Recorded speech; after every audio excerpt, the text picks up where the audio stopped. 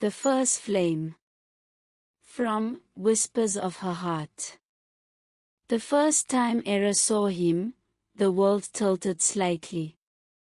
He wasn't extraordinary, just a boy with laughter that filled empty spaces, and eyes that seemed to hold stories. But to Era, he was everything.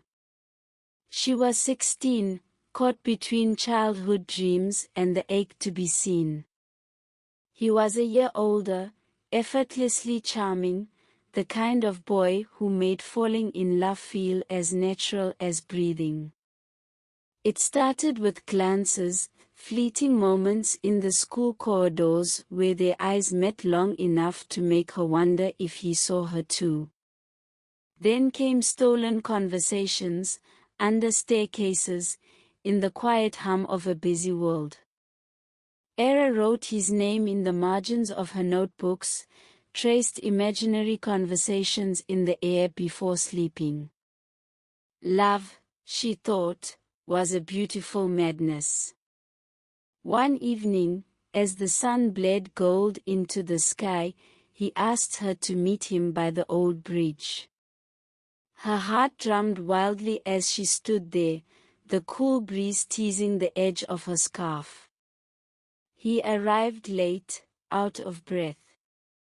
"You look pretty," he said, and Era stored those words deep inside, a treasure to unfold later. "Is there something you wanted to say?" she asked, hopeful. He hesitated. "I like talking to you." It wasn't a confession, not the one she'd dreamed of, but it was enough. Days passed, and their conversations grew longer, but his words always danced on the surface.